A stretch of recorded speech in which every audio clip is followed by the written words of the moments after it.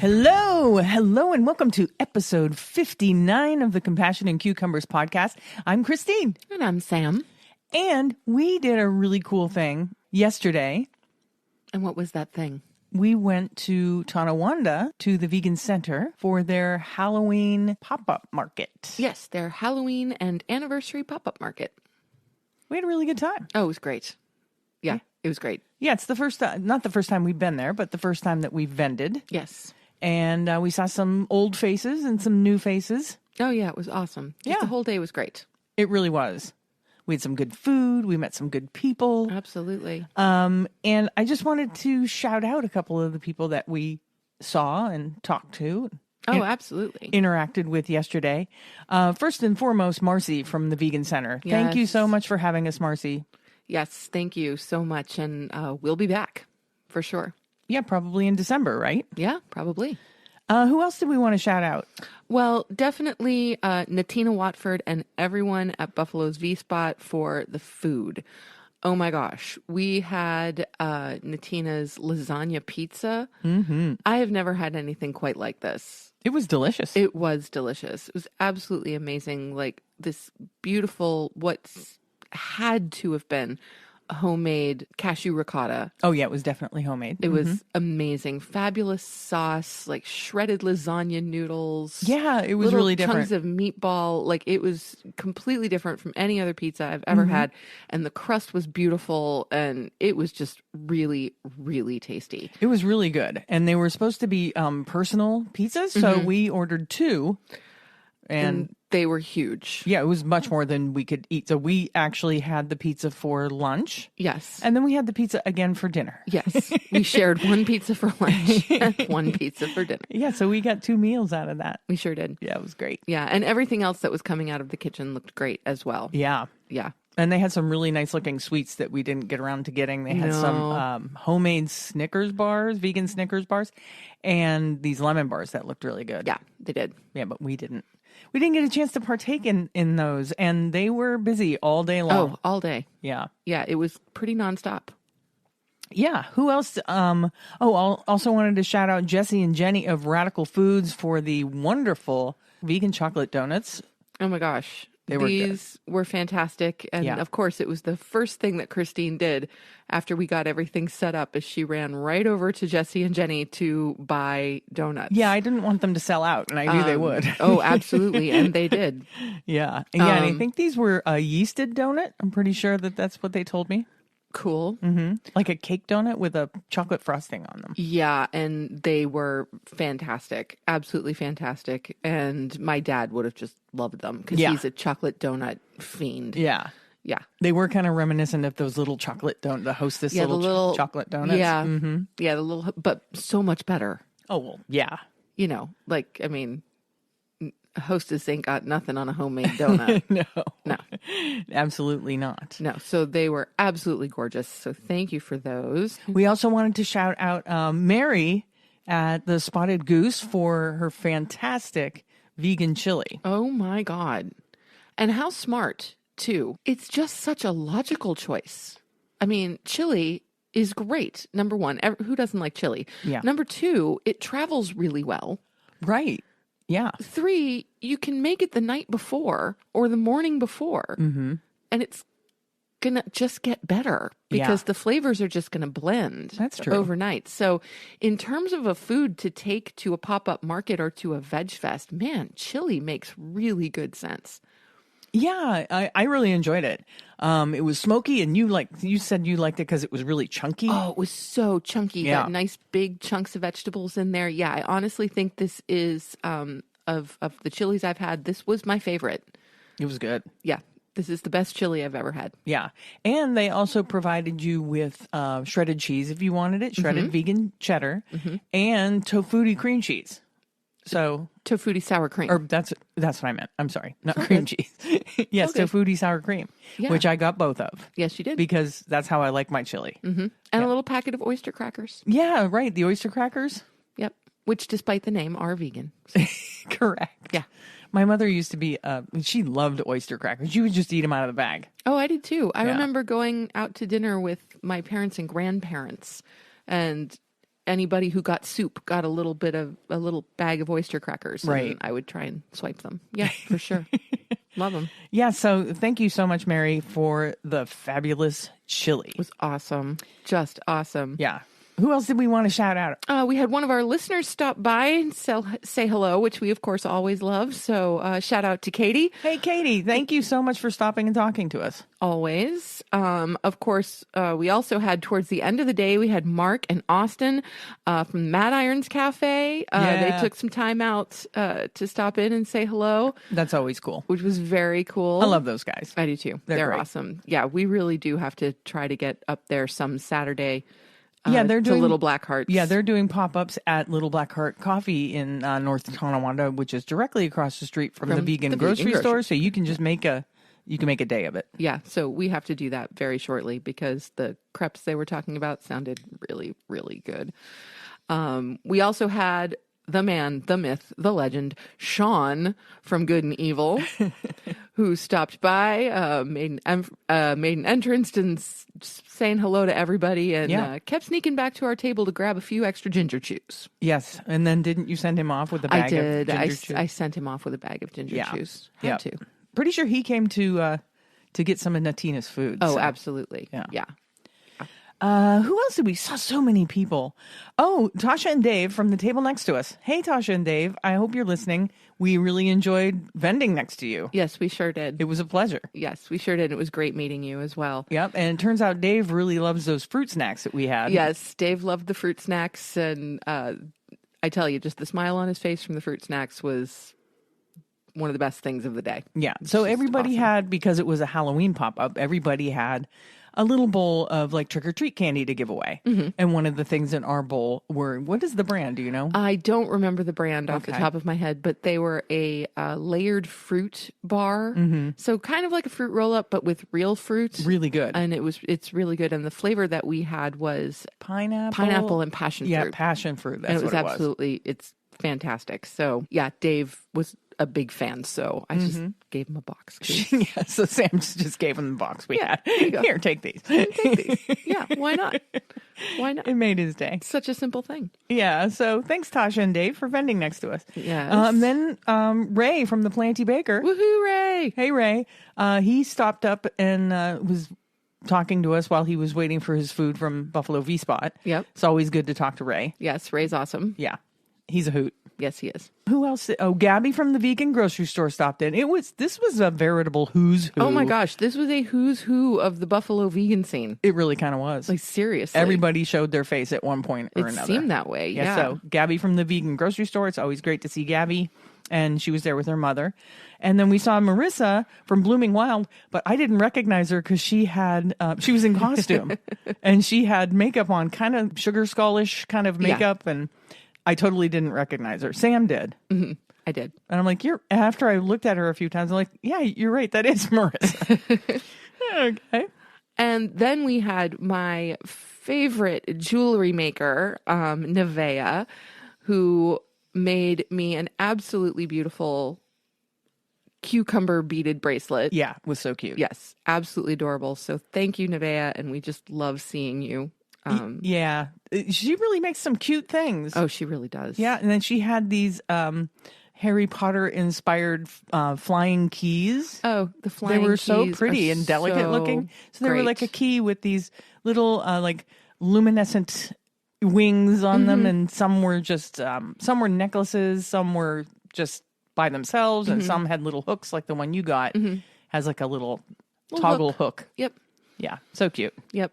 Awesome. So yeah, had to buy a winged key because that was just fabulous.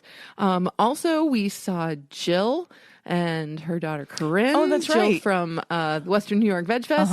We love running into her at, well, seemingly almost every event we go to. We see Jill everywhere. Yeah, last time we saw her, we were in Syracuse. So Yep. Yeah, we run into her often. Which is great. Yep. Which is awesome. And then we have all the folks from Cat to Cat Rescue for letting us pet all of the kitties, especially Alvin. Oh my gosh, Alvin. Oh my God. This cute, I don't know, he was like 3, orange and white tabby. And he was just a lump. Oh my God. So sweet. Such a little love. Like just, Yeah. Oh my God. And I wouldn't be surprised if Alvin didn't like find a home. Yesterday, Yeah. I sure hope he did, because he needs one. As soon as I saw him, I'm like, we need him. He must come home with us. Yeah, one of the volunteers from their organization was holding him at one point outside of his little kennel that they had him in, and he was just like a rag doll. Yeah. You could hold him any way you want, and he's like totally happy. Yep. It was so cute. He was amazing. And then they had a bunch of little black kittens. Oh, yes. Yeah. Yes. A little cuddle puddle of black kittens. And they were a Awesome. hit. Yeah. Let me just tell you, the cat to cat room was busy all day long. Yeah. People were in there holding the cats and looking at the cats. Yeah, it was great. It was. It was really great.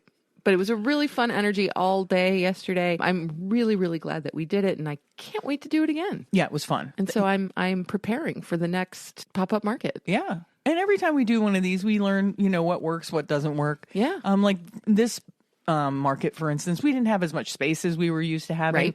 So, we have to figure out like different setups. A bigger setup for where we have a lot of space, a smaller setup for where we don't have space. Yep. I've got this banner, which will work in a bigger setup if there's a place we can hang it. But in a setup like this, Didn't work. there's no place to hang it. So we Nope. just kind of put it on our table and it got covered with all of our things. So Right. we Yeah. need to get like a tablecloth, Oh, like a yes. branded tablecloth. We will so be procuring a tablecloth shortly. it's a learning experience. Yeah, it's great. Yeah. It's great. And maybe someday we will reach the height of Andy from Compassion Co. Oh, If you want to see That's a vendor booth, that's a dream. yeah, go to That is a dream. go to Instagram and in the search bar put Compassion Co. and look at Andy's booth. Yeah. It's pretty amazing. We'll know we've made it if our booth ever looks anything like Andy's. Yeah, I don't know if we can ever get that good at it. No, maybe not, but He's had a lot of practice. He's been doing it for a long time. So He has. And it is something to aspire to because his booth really is is. fabulous. I'm always looking at it, trying to get ideas from him, Yeah. Yeah. So that was a really good time. So thank you so much, Marcy, and the Vegan Center in Tonawanda. Absolutely. And we will see you again on December 17th for the Christmas market. Yeah, it should be fun. Should be fun. Maybe we bring Christmas gifts, or I don't know. Is Santa going to be there? Or... I don't know. We'll have to find out. More research is required. I can only wait. All right. Hardly wait. All right. So moving on. We do have a recipe this week. All right, then. Here's this week's Vegan Cookbook Challenge recipe of the week.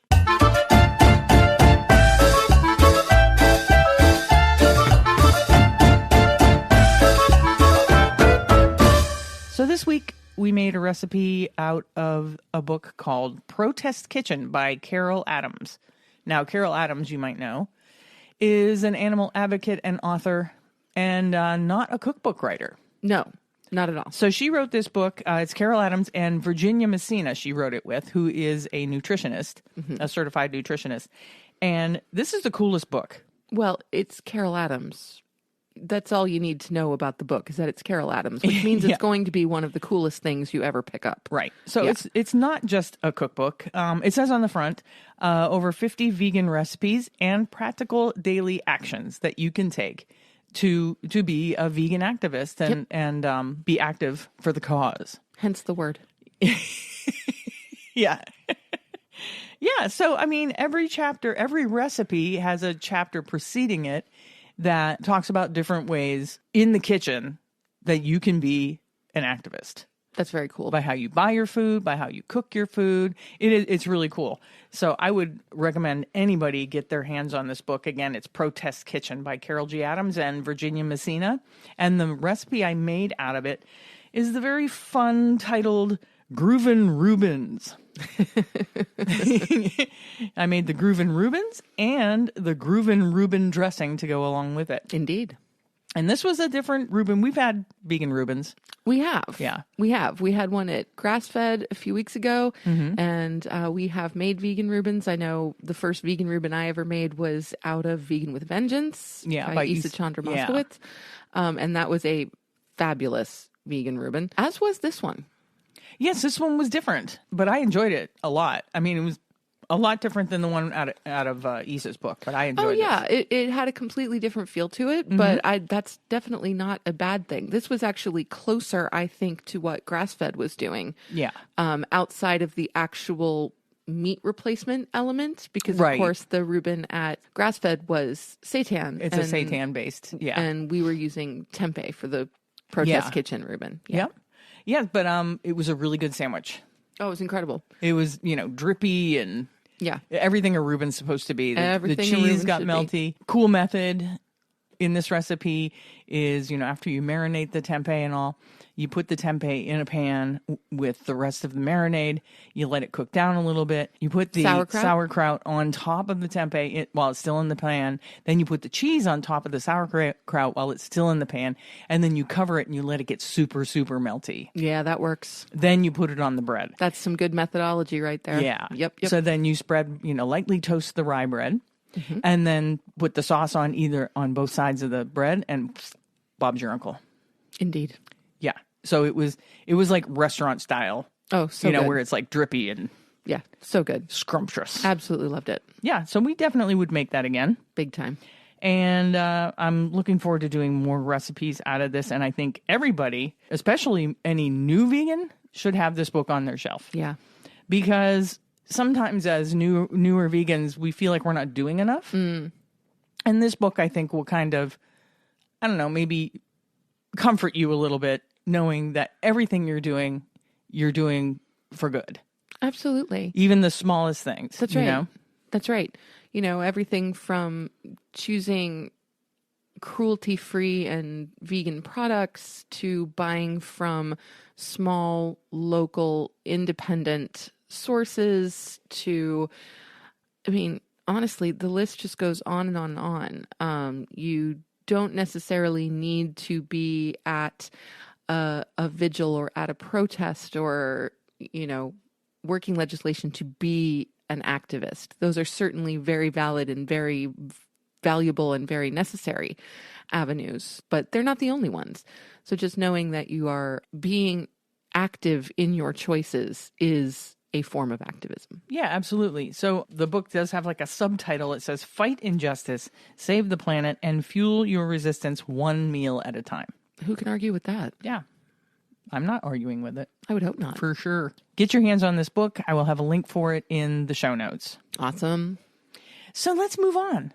Our main topic this week is the AVA summit that we were at last weekend. Yes. And we decided to just do highlights. There's so much information. Oh my gosh. And we don't want to do like a play-by-play. No. I think that would get boring for you.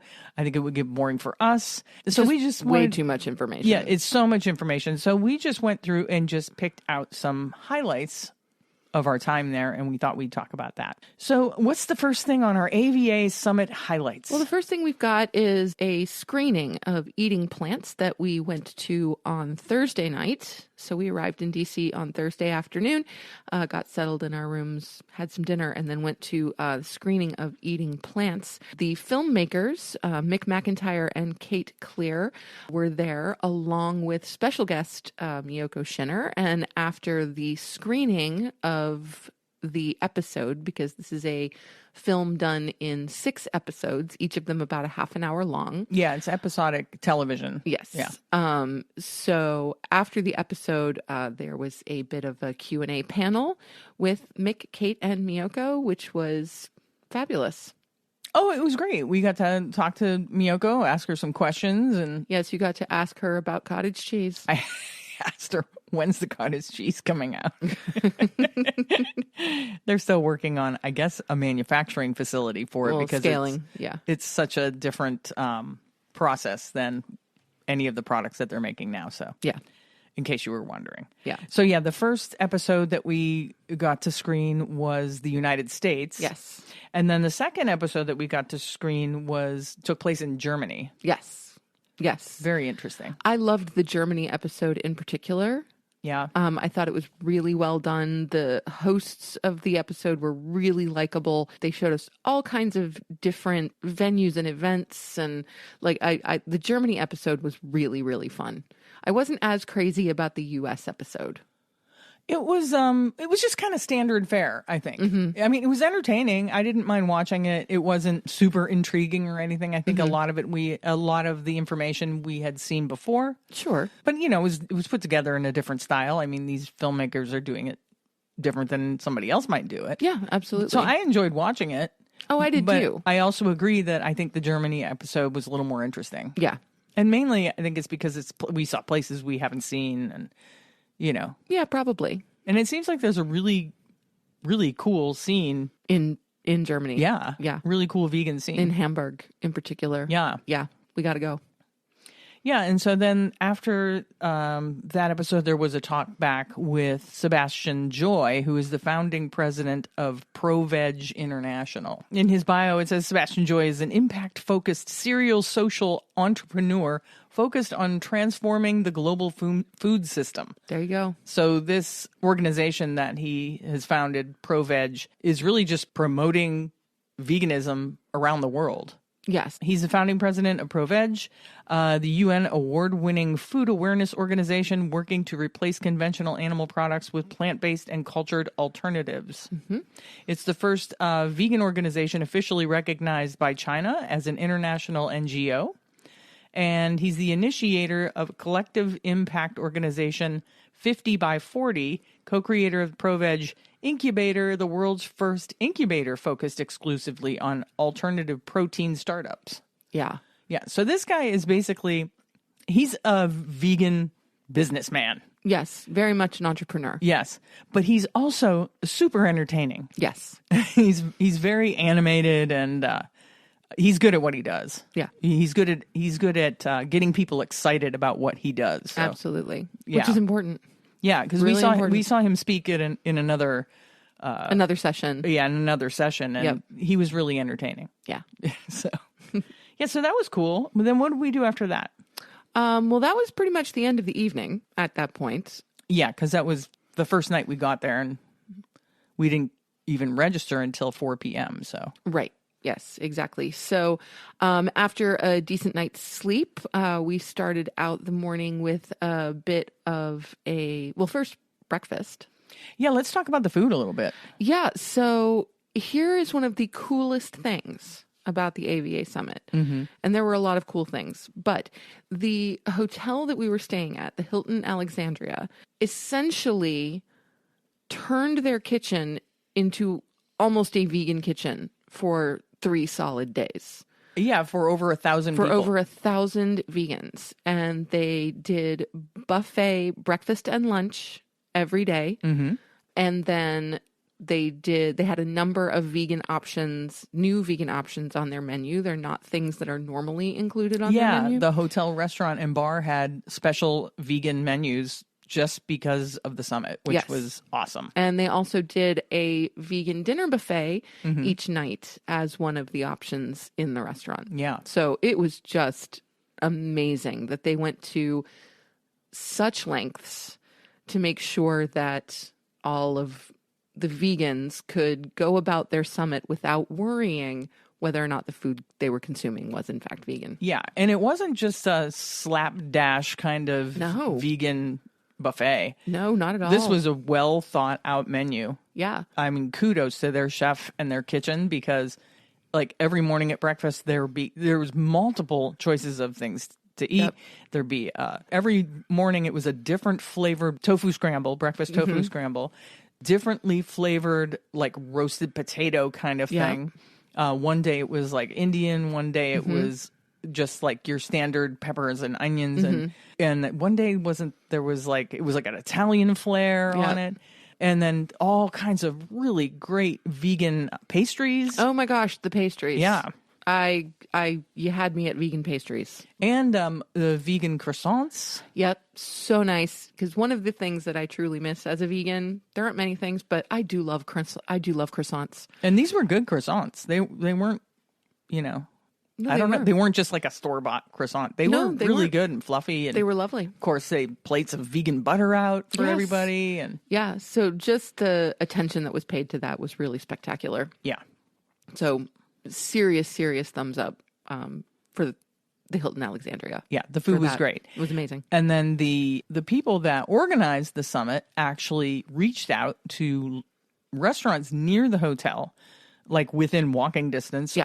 and also had those restaurants come up with specific vegan fare for people who were attending the summit. Right. And then they also worked out deals. Yeah. Like some of them had free delivery. Yep. Some had 10% off. Yeah. It varied from establishment to establishment, but very cool also just to know that if you didn't want to eat in the restaurant, if you did want to get out for a little bit and go elsewhere, that the summit was working with local restaurants. Yeah, and we did one night. What was the restaurant? Do you remember the restaurant we ordered in from? Yeah, so one night we did go outside the hotel and we ordered. Well, we didn't actually go outside the hotel. I mean, we went outside of the hotel food and ordered in from Fairlington Pizza. Yep. And I got a falafel sub, which was good, and some onion rings. Mm-hmm. And what did you get? I got their vegetarian pizza with a whole lot of veg and vegan cheese. It was good. It was very good. Yeah. I was very impressed with the pizza. I was also. Yeah. Because I did taste it. And again, meltiness on the cheese. Any pizzeria that can achieve really nice meltability on vegan cheese gets a gold star for me. You know that they've at least tried. Totally. Then they're not just like throwing some diet on top and hoping for the best. No. This was beautiful. Yeah. Yeah, so that's really cool. There's like 1, 2, 3, 4, 5, 6. There's like 6 or 7 restaurants that they reached out to that actually added options to their normal menu specifically for the summit, which is just awesome. Amazing planning on their part. It really is. Yeah. Yeah. So kudos to all of the organizers and all of the chefs and all of the establishments for, being game and going along for the ride. Yep, indeed. It's really great. Yeah. So the food was awesome. It truly was. What else do we want to talk about? Back to the sessions that we were able to attend. We attended The Power of Visual Storytelling with Naomi Hall of Generation Vegan. Yes, and this was really cool. The way Naomi structured this talk was really taking imagery from film and photography and using that to tell a vegan story, which was really beautiful. Yeah, she had a lot of really great ideas and information about how to grab people without showing them graphic footage from a slaughterhouse, or how to appeal to people's sensibilities and emotions using visuals, Right. And the idea that you can actually provoke real emotion in people far more easily with an image that is sad as opposed to an image that is graphic. So, don't necessarily go for the blood and gore. The shock value. Value. The shock value doesn't do it. People desensitize. Yeah, you have to appeal away. You have to appeal to people's emotions. Because I think that's I think most of us that are ethical vegans, that are vegan because of the animals, that's what hooked us.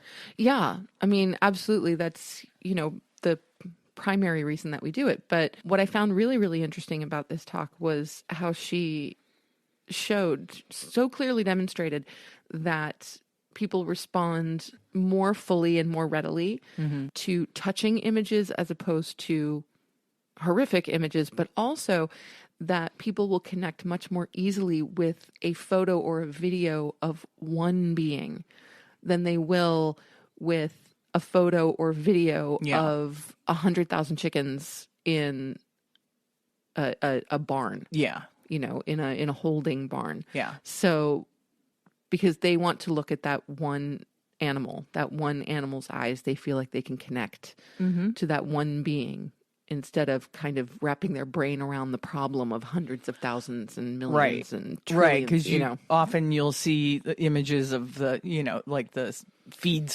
lots where there's thousands of cows. And while that is disturbing, yes, it is hard for people to connect with that because there's so many of them. Right. It's overwhelming. And because there's seemingly no way that one person can do anything to save those thousands of cows or to make their lives any better in any way, shape, or form. Yeah. But you connect with one cow. That seems real. Yeah. That feels like something like, oh my gosh, I can't save all the cows, but maybe I can help this one. Yeah. And yeah, it's pretty brilliant. Yeah, so I really enjoyed what she had to say, and it was really kind of eye-opening. And it was like obvious and eye-opening at the same time, you know? Yeah.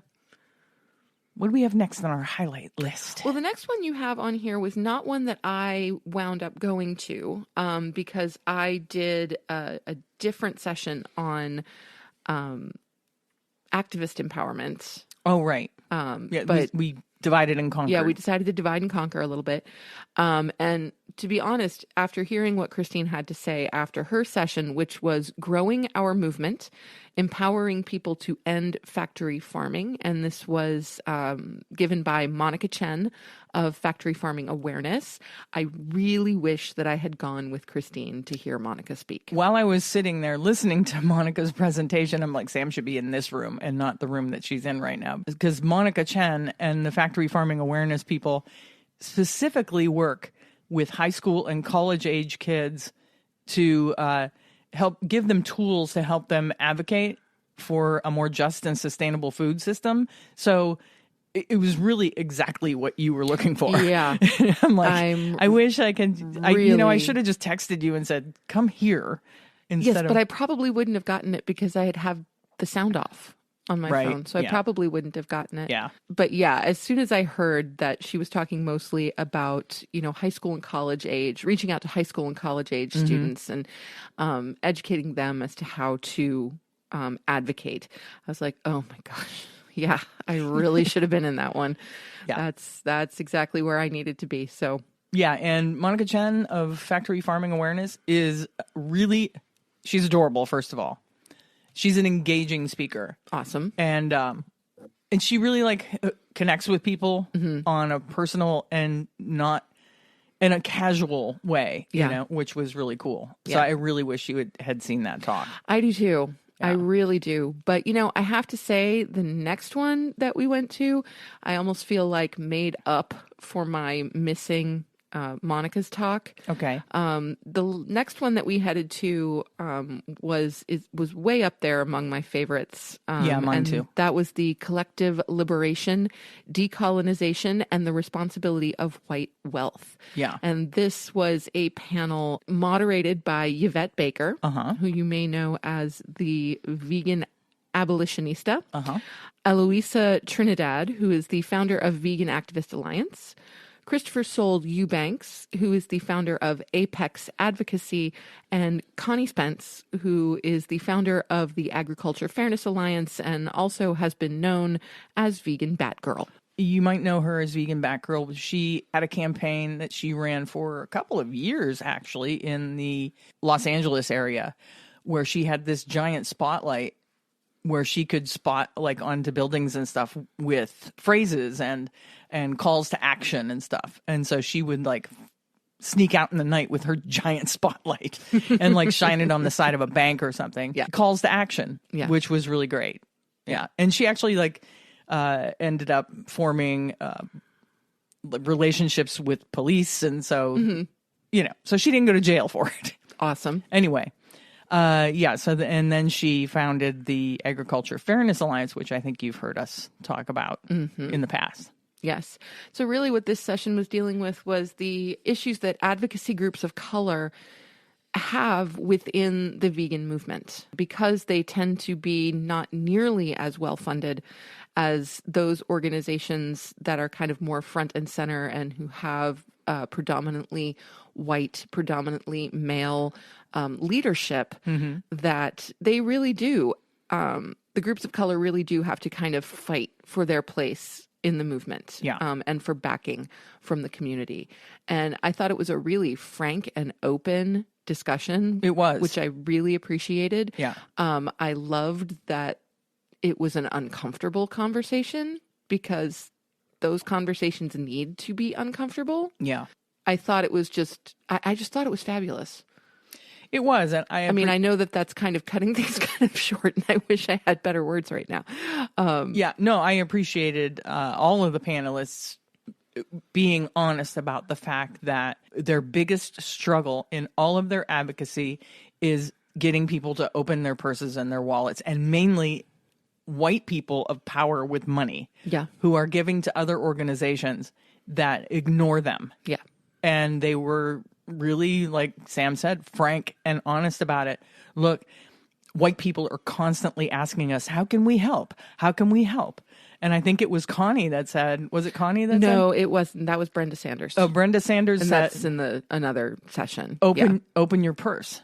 Yeah. You know, open your purse. Mm-hmm. That's the best thing that you can do to help us is give us money to help us. That's right. So, yeah, exactly. Don't try to do it for us. Let us do what we know we can do. Right. Just give us the means to do it. Yeah.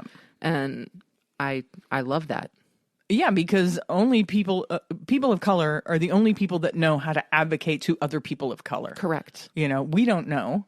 No. What's going to work and what's not going to work. Of course not. So the best way that we can help them is money, and then every other way you can help them is to share what they're talking about. Absolutely. Money, support, and visibility. Yeah. Yes. Raise them up so people can see what they're doing. Absolutely. Yeah. And I think a lot of people at the summit found this particular session one of the best. Oh, yeah. You know? Absolutely. And there was another session the next day that dealt with a lot of similar things, actually, and we'll get to that in a minute. So yeah, it was actually after the Collective Liberation, Decolonization, and the Responsibility of White Wealth session that we decided to kind of take an evening to order in some food. So that's when we got our pizza from Fairlington Pizza and just kind of hung out a little bit because there had just been so much information over the course of the day. Yeah. That you need time to absorb and digest and ruminate and all those kinds of things. But the next morning, we had an amazing keynote address after breakfast, and that was given by Jean Bauer, founder of Farm Sanctuary, and Sharon Nunez, the president of Animal Equality. And what was absolutely delightful about this was just how real the presentations were. Yeah. I mean, these are people who speak on behalf of animals frequently. Yeah, almost on a daily basis. Probably something they do on a daily basis. And the fact that that's true, but also still so heartfelt. I mean, everyone was getting choked up, including Jean Bauer and Sharon Nunez. Yeah, Jean Bauer told a story that he's told, I've heard him tell a number of times. And I'm sure he's told hundreds of times about how he started Farm Sanctuary and the very first animal at Farm Sanctuary, Hilda the sheep. Yes. And he told his Hilda the sheep story, like I said, that he has told 100 times. And he got choked up. He did. Towards the end of it and started crying. And it was so beautiful. Yeah, it really was. And I think the whole room, there was this energy in the room that morning where everybody was just, I don't know if it was because we had been through so many sessions at that point that our emotions were a little raw. Maybe. But everybody seemed like they were just this close to losing it. Yeah. You know? Yeah, but it was just, both of them gave absolutely beautiful presentations, and it was just a privilege, super inspiring, to hear them both speak. Yeah, Sharon Nunez especially, so inspiring. Oh my gosh, just yeah, amazing. Yeah, so if you don't know who these people are, definitely seek them out and see what the work that they're doing, because these are some of the most amazing people in the vegan movement, and you should know what they're doing. Absolutely, you know, yeah. What's one of the things that I have to say that I really appreciated about the AVA Summit is that they brought people from so many different areas of the movement. Yeah, like every possible angle. Yes. So you had the sanctuary folks, you had the abolitionist folks, you had the product creation folks, you had the retail type folks, you had just honestly anything you could think of, advocacy groups. And yeah, if you're looking for a job, they had job fairs going on. They had a job fair. Yeah. Super cool. And the whole thing was kind of organized on this app that you could download that's not specific to the AVA Summit. It It's an event app. Yes. And any event can use this app, but it's fantastic. Oh, God, it was awesome. So it shows the schedule of all the events. Yep. And what time they happen and where, and a map if you need it, and all that jazz. And then it has like everybody that's attending, as long as they're using the app. And I think by the end of the summit, we were up to 90% of the people were using it. So if you met somebody along the way, you could find them on the app. Yeah, it was awesome. And star them, find out, what they're about, the organization that they're with. And it was really, that app I think was really cool. Oh, it was fantastic. Yeah. You could schedule your day on it. Yeah, I'd never been to a conference that used this app before. And, I'm not the biggest fan of anything even remotely suggestive of social media. Right. But at the same time, I think Christine was kind of amazed because when we first got to DC, I noticed that I had a message from someone in the app, and it was someone that I had actually messaged several days earlier saying, hey, I would love to meet you because we shared part of our educational background. Yeah. We went to the school I went to for graduate school was her undergraduate experience. And so, I wanted to meet her and all of that. And so we did. We ended up meeting. So shout out to Alyssa. Yep. Hey, Alyssa. It was so awesome to meet you and all of that. But Christine was kind of like, what? You can do what with this? Are you serious? Yeah. So you can also message people. You can, some people that were going to the summit were creating meetups. Yep. If they had, if they were in like the same sort of area of activism, they were creating their own meetups. You could make a meetup to go out to a bar afterwards, or meet for lunch and network with people. And you could message these people throughout the day, which is really great. It was totally great. Yeah. I think absolutely. It made the experience better, I think. It really did. That app. Yes. Because otherwise it would have seemed, if you just had like a piece of paper. And they did have cards with the yes, they did. With the schedule and all that, but that's overwhelming. You're looking at that and you're like, what are we going to do? What are we going to do? Just because there were so many options. Yeah, in each time slot, there were 3 or 4 options for seminars to go to, and there's no way you can do all of it. So. The app made it really easy to kind of pare things down. Yeah, you can pick what you want, create a schedule for to yourself. Be involved in, and then view it as your own agenda instead of the entire agenda. Yeah, it's great. Yeah, that was awesome. Let's see. What do we have on our list after the keynote with Jean Bauer and Sharon Nunez? We have connecting. So, which is what you were alluding to earlier. Connecting social justice and animal rights, moderated by Nahaya Wright Brown from the Black Vegan Society, and Genesis Butler from Youth Climate Save and Genesis for Animals. Dr. Faraz Harsini from Allied Scholars for Animal Protection, and Brenda Sanders from the Afro Vegan Society. And this was a great presentation. This was just unbelievable. Okay, first of all, I have to put out some serious props to Genesis Butler, who I believe is about 15. Yeah, I think she's 15 or 16. Yeah, something 15 like years that. old, and she's been essentially part of the animal liberation movement since she was about 7. Yeah. And she does just incredible work engaging young people in the vegan movement. And she herself is a force of nature.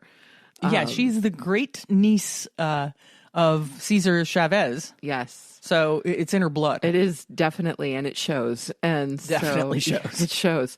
And so she is a formidable young woman, and I really look forward to seeing how her participation in the movement evolves over the years. But hearing her speak in person was quite a privilege. Yeah, it was really moving too. I hate to say it because I know a lot of youth activists hate when older people say that they're inspiring, but she's very inspiring. She's like the Greta Thunberg of the vegan movement. Oh, nice. Nice illusion. Yeah, like that. But she advocates for animals and climate change. And, yes. Yeah. And she has a lot of really important things to say. She really does. Yeah, and says them well. Yeah. So really an amazing young woman. It was so, so great to hear from her. And then Dr. Faraz Harsini, who is the founder of the Allied Scholars for Animal Protection, a organization that I was not aware of until the AVA Summit. And I'm so glad that I got to learn more about them, not only through Dr. Harsini's talk, but also we met a wonderful young man in a different session. Oh, yeah, I want to talk about that session too. Here's the problem. We did so many great things, but we don't want to, we don't want to go on and on and on, because it's kind of like, I kind of feel like if you're not there, it's hard for us to capture the excitement of being there, Oh, absolutely. So I just don't, I'm afraid of boring you, but we do want to make people aware of some of these people in the movement so that you can seek out their work on your own. Yes. Right? Yes, absolutely. And so anyway, as I was saying about Allied Scholars for Animal Protection, okay, so I was really, really psyched to learn about this organization, not only from Dr. Harsini, but from a wonderful young man that we met in a session earlier in the week. Mm-hmm. And his name was Kimari, and it was lovely to meet him. Yeah. And to have the session that we met Kimari in was actually a kind of a collaborative, interactive session. And so to have the viewpoint of a young person in particular in our group was really great, because the rest of us were, in our 40s and 50s. And right. Yeah. So it was really, really great to have someone of high school, college age to share. And so it was really delightful meeting him. But this is an organization that works with high schools and with college campuses to support advocacy campaigns, essentially. And to get vegan options in like college cafeterias and high school cafeterias. They also work on that. Yes, they do. So work with the students to have the students advocate for themselves. Yes. Yeah. So this is essentially students empowering students, which in my experience, that is really the best way to go about it. Yeah. If you get one group of students that's being really, really vocal about something, and you give them some power and you give them the tools that they need to affect positive change, well, they will most certainly take it. So I think this is a fantastic organization. I'm going to be doing more research. I want to see if we can't get a chapter of Allied Scholars on our campus here in Fredonia. I think that would be amazing. It would be. Yeah, it would be just incredible. So I want to work on that. But talk a little bit about Dr. Faraz's presentation, because it was really moving. And his story was really personal. He didn't, it wasn't all just about the advocacy. It was a lot about how he came to it through things that happened in his life. Yes. And I thought it was really moving and I hate to say it again, but inspirational. Oh, absolutely. And, Dr. Harsini is involved in so many aspects of the movement. So not only is he the founder and CEO of Allied Scholars for Animal Protection, but he also has a background as a biomedical scientist. So he has been involved in clinical trials and inflammation and cancer research. And so he's a very effective advocate for alternatives to animal testing as well. Mm-hmm. So that is pretty amazing. And he's received numerous awards and recognitions. So just hearing from someone so deeply versed in so many aspects of the animal welfare, animal liberation, animal rights movements was just incredible. Yeah. And he was an incredibly engaging speaker. He was I would entertaining and moving, and happily listened to him all day. Yeah. With no problem at all.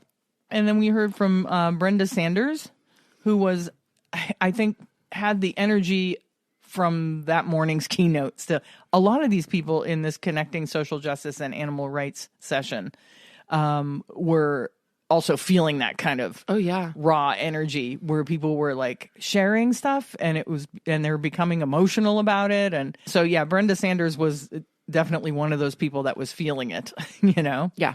Yeah. And it showed in her presentation. Mm-hmm. Her presentation was incredibly powerful.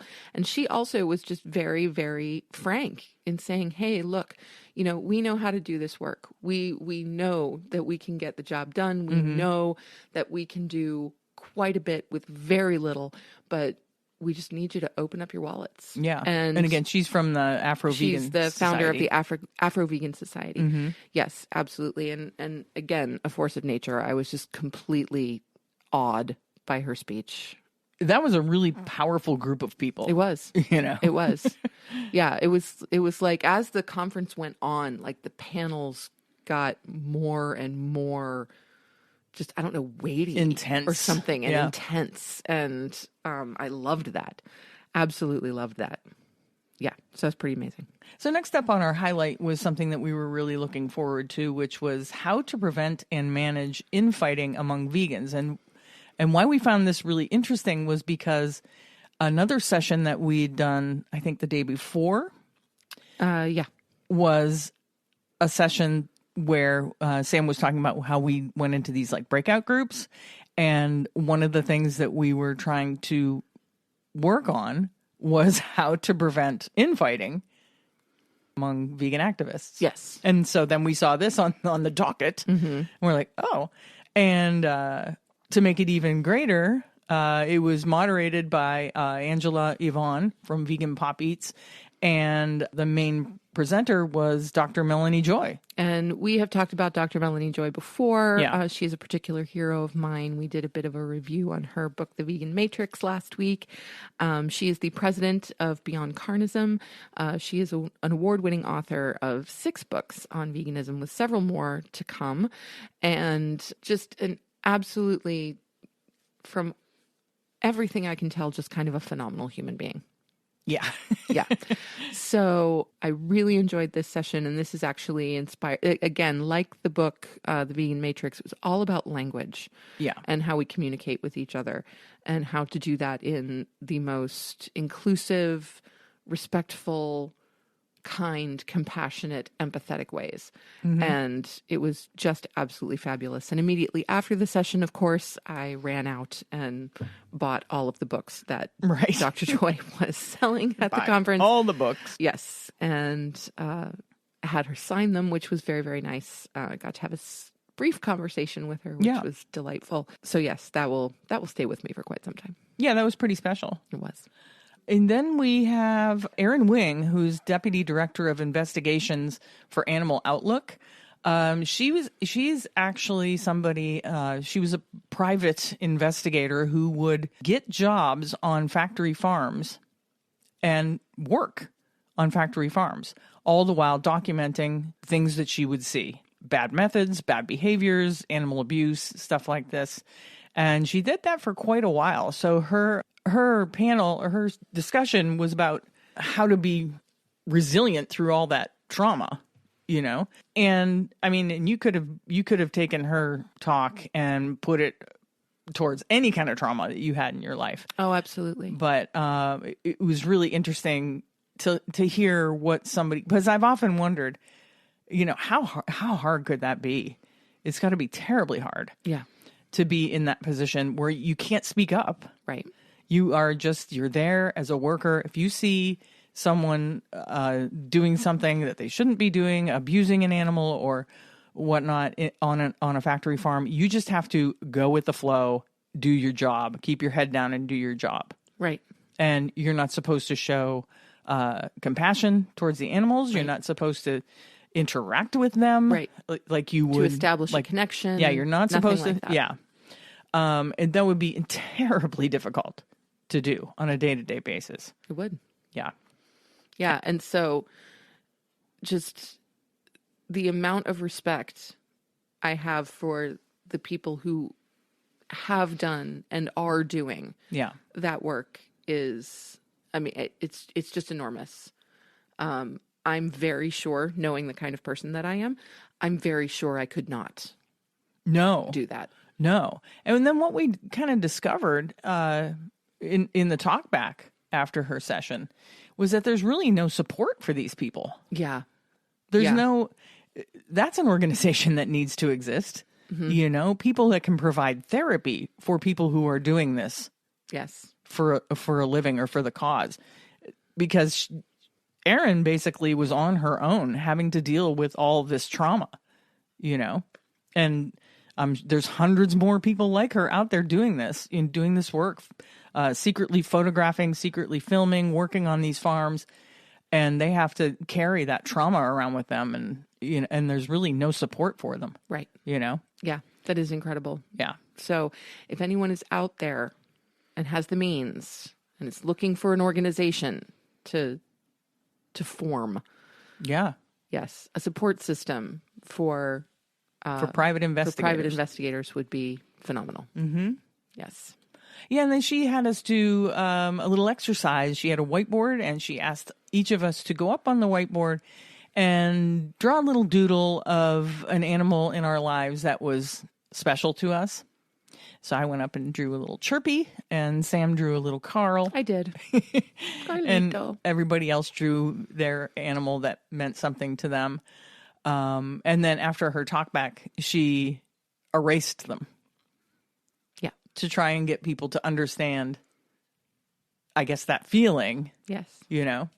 And some people broke down, It was beautiful. Yeah, it was really powerful. Even though these were just drawings of the animals that meant something to us. And not particularly good ones for the most part. No, not really. No. But it was a really interesting exercise. It really was. And then that night we had our evening keynotes with Peter Singer. And this was one that I had been looking forward to. Peter Singer, of course, has been a very central figure in the movement for decades at this point. He is the author of Animal Liberation, the founder of The Life You Can Save, the founder of Animals Australia, and a professor at Princeton University. And I shouldn't say I don't know Peter Singer. I've never met him. I have never had the opportunity to have a conversation with him, but right. I have read a great deal of his writing. You're familiar with his work? Yes, I'm very familiar with his work. And so hearing him speak was really exciting for me.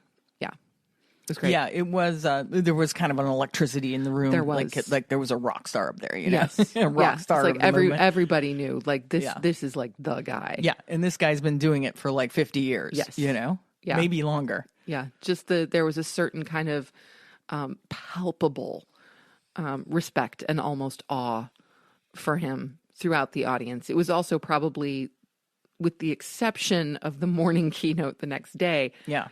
Oh, no, actually, no. I think Peter Singer was, in terms of attendance, I think that was like the one session. It was pretty much everybody. Yeah, everybody was there. Was in there, which was very, very cool. Yeah. Yeah. Truly inspirational. All of these people, truly Amazing. Inspirational. Then we had a little fun that night. That night, Michael Weberman, who is one of the organizers of this event, and apparently who is known for doing this because he's organized other events like this. We had a karaoke party. We did. Yep. And Sam and I actually sang karaoke. We did. And honestly, I can't believe we did. Why? Well, I mean, I have no trouble believing that you did. I really don't. I mean, because that would have happened even if I had said, no, I am not singing. I would have. You would have. I yes. would have, and you also had enough whiskey that. That's right. I had a couple of whiskeys. Just did not care. Yeah. Me, on the other hand, I don't like the feeling of being looked at. I don't like the feeling of being the center of attention. Yeah. And although I thoroughly enjoy singing, I only do karaoke in front of my family. Right. Like I'm not going to go out to a karaoke bar. Like that's just not me. It's fun at all. And so it was, and I was shaking the entire time we were up there. I couldn't sing to save my life. And you were fine. We did good. Well, no, I mean, I'm not saying that we weren't respectable. It was fine. And we did Tom Petty. And we did the duet with Tom Petty and Stevie Nicks, Stop Dragging My Heart, which is one that we've done before. Yes, we have. So I wanted to pick something that we were familiar with. Yeah. And I said, we got to get up soon, like quick. Yes. Like one of the first people, because before the room fills up. Yes. Yeah. And because it did, interestingly, like after we sang, it was like then people started really rolling in. Yeah, Crowd started rolling in. Like we got it. We did it. We got it out over with Yeah. before everybody was there. Yeah, and suddenly it got really crowded and really warm, and I was like, okay, I need to get out of here. Like this. Yeah. Sam vacated the karaoke party. I did. I probably vacated after about an hour and a half, maybe. Yeah. shorter. Well, I mean, promptly after we sang, really. You're like, thank you. Good night. Yeah, something like that. Yeah, like I did. I don't know. I felt the need not to be in a large crowd of people. Yeah, and it was kind of a tight room. So. It was. But it was fun, and I'm glad that we did it. It was a blast. Yeah, it really was. Yeah, and I had fun. I stuck around. Yes, you did. I stuck around till the end. Yeah, you did. And it got really kind of raucous. It did. Crazy vegans. It was a good time. Yeah, you wouldn't think that a room full of vegan advocates could be like crazy like that, but it got pretty raucous. I didn't do another song though. I just watched everybody else. Just watched everybody else. Yeah. Yes, and you said that Erin Wing in particular was pretty great. That Oh, she yeah. did Girls Just Want to Have Fun. Erin Wing did a spectacular rendition of Girls Just Want to Have Fun. Yeah, I am sorry I missed that. Yep. Yeah. There Totally. Yep. Oh, Sharon Nunez also was up there doing stuff. Yep. I forget who she was with, but she did like a duet with somebody. And people were rocking out, man. It was a good time. Awesome. So then after the karaoke party, you could tell the morning breakfast the next morning was a little quieter. It was. It definitely was. And I think this was for two reasons. Number one, people were starting to leave. Yeah. At that point. There were people who were kind of, checking out on Sunday morning or early Sunday afternoon. And so things were just a bit quieter at breakfast on Sunday than they were on any other day. Mm-hmm. But the session immediately following breakfast, which was the closing keynote, was done by the one, the only Dr. Michael Greger. Yeah. Again, just the energy in the room was phenomenal. It was. That's absolutely Michael phenomenal. Greger from nutritionfacts.org. If you're not familiar, check out his YouTube and his books. Again, he is an engaging and entertaining speaker. It was, again, like Dr. Harsini, I could have listened to Dr. Greger talk all day about anything. Didn't even have to be about, plant-based nutrition. Yeah, and I mean we've seen probably almost all of his videos and whatnot, but Pretty close. But we never knew his origin story. He told No. his origin story. His grandmother, Yes. in her early 60s, had heart disease. Yes. Had quadruple bypass. Was living in heart failure, like Yes. actively living in heart failure. Couldn't walk. Right. And went plant-based. Yes. When she was one of the first Pritikin people. She was one of the first Pritikin folks. And went on a mostly plant-based diet. And then within what time frame? 3 was it? weeks. Within 3 weeks, she was walking again. 10 miles a day. 10 miles. Not just walking, but 10 walking. miles a day. Yep. And lived to be, 80 something? 96. 96. Yeah. Come on. Yeah. She went from thinking she was dying. On death, thinking Well, she was dying. being on death's From door heart at disease. 65 to having a long and healthy life and dying at the age of 96. Yeah, her plant-based diet reversed Amazing. all of the clogged arteries Yeah, in her just heart. phenomenal. Opened up, and she lived to be to a ripe old age of 96. Yeah. And that's what got him interested in medicine. That's why he became a doctor. And thank heaven. Yeah. Yes, thank heaven. I mean, I was so moved by his story about his grandmother. It immediately inspired me to write to my dad, because my dad is diabetic and he's been having some heart issues and he's going to be having an open heart surgery in the not too distant future. And of course, although I'm absolutely sure everything will go just fine, it's a little nerve-wracking. It's a little it is. concerning. Yeah. I'm Of worried course. about my dad, and I course want you are. him to be healthy, and I want him to live a very long time. So I wrote him an extensive email telling him about Dr. Greger's grandmother, and how I wish that he would look into, at least. So I gave him look into the idea of maybe moving closer to a plant-based Yeah. lifestyle, and I have no illusions. I really don't think it will happen, but, he's at least said that he'll do some of the research. Yeah. And he'll check out some of the sources. Like you said in your email, that you would be doing a terrible disservice to not only yourself and him and your entire family if you didn't at least share the information. Right. And tell him all that you know, what you've learned. Yeah. And let him decide for himself. Right. I mean, of course, ultimately the choice is his, but if you don't provide him with the information, then you would, like you said, you'd be doing yourself and him a disservice. Yep, absolutely. So I want to thank Dr. Greger for giving me that little kick in the butt. Yeah. To bring my concerns to my dad, which I have not been able to do up to this point. Yeah, you've wanted to. I've wanted to for quite some time, but haven't had the nerve, right? But, the imminent open heart surgery kind of gave me a window, I feel like. And Dr. Greger's story just pushed me right through it. Yeah. So. Yeah. So yes, thank you, Dr. Greger. Yeah. Much appreciated. It was fantastic. And before we wrap things up, I did want to mention one other thing that I didn't put here on our outline, and that was the meeting that we had, private meetup meeting with Connie Spence from Agriculture Fairness Alliance, where she showed us she created a BI tool. And what a BI tool is it just takes all kinds of statistics and puts it into, basically, it's kind of like an app, but it's not.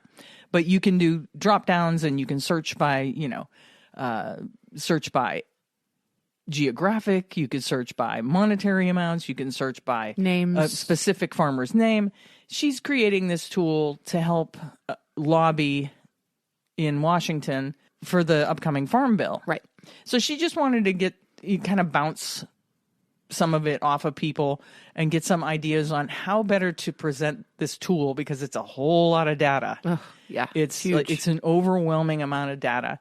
How does she approach, the average person with all this data to, I guess, just to inspire them to become involved with her organization and to support her organization? She's now decided that she's going to start to try and get people to become lobbyists. So if you know anybody that lives in the Washington area, or anybody that's willing to travel to the Washington area that thinks that that this is something that they would want to do or that they could do, reach out to Agriculture Fairness Alliance.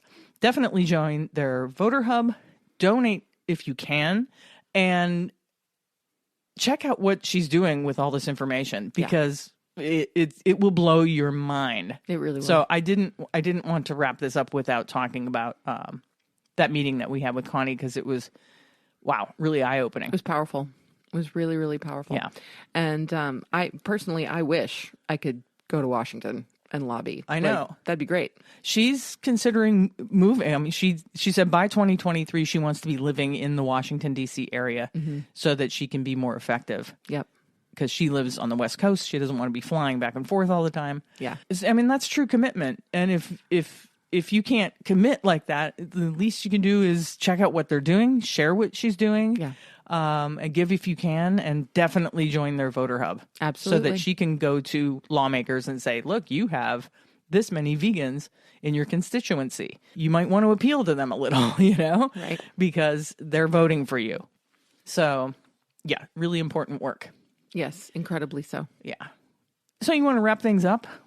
Sure. And before we head into our usual housekeeping, we just want to thank the organizers of the AVA Summit, Michael Weberman, Julia Reinelt, Amanda Kramer, Amy Albright, Linda Kane, Uni Nambudirapad, and many, many others behind the scenes for putting on an incredible event.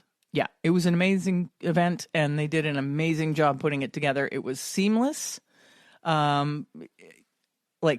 All the AV people did a fantastic job. I mean, there were, 12 different rooms with AV needs, Oh, people doing presentations on screens, special lighting, audio. I mean, it was a huge undertaking. It really was. And they did a fantastic job putting it all together. They sure did. Yeah. All right. Well, I guess let's wrap it up. We'll move to our housekeeping. Hey, we still have our Food Not Bombs fundraiser going at our Buy Me a Coffee site, and that is buymeacoffee.com/Vegan patreon.com/cucumbers. Please give to Food Not Bombs. They provide meals to vegans in need in the Buffalo area. Join our Patreon.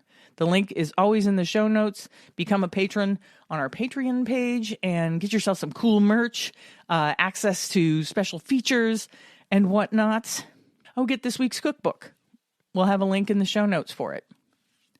If you want this week's cookbook, which is, again, Protest Kitchen by Carol Adams and Virginia Messina. If you want to fight injustice, save the planet, and fuel your resistance one meal at a time, you need this cookbook. Yes, you do. So you can get it through the link in our show notes. And there we have it. Yeah. Anything else? No, that's about it. All right. I guess we'll wrap this here thing up. If you ever have a chance to go to an event like this, or if this interests you, I highly recommend that you do. Yes. We were definitely fueled by it. You come back completely, fueled and ready to make a change in the world, right. And we'll definitely be seeking out more events like this to attend. Seems like we will not be able to do next year's AVA Summit because it's in LA. It's in Los Angeles at the end of July. We're not sure if we're going to be able to make it. Yeah. So both the location and the timing might be an issue, but we might have to start a fundraiser for ourselves. There we go. A Kickstarter or something to send us to the AVA Summit next year. Exactly. Yeah, because that's going to be a little cost prohibitive. Yeah. But thank you so much for listening. Happy Halloween, everyone. And I hope you had a good Halloween.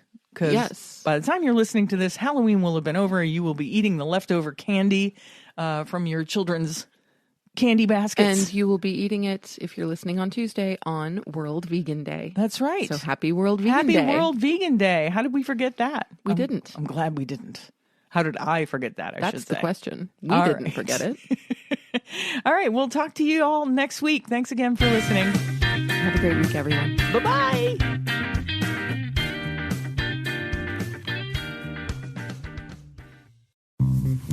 Do you want to support the Compassion in Cucumbers podcast? Well, you can do that by joining our Patreon page. We have 3 different levels of support, and all 3 come with their own special bonuses. Hey, you can support the podcast and get yourself some really cool merch. All the links and deets are in the show notes. We'll catch you next week on the next episode of Compassion in Cucumbers.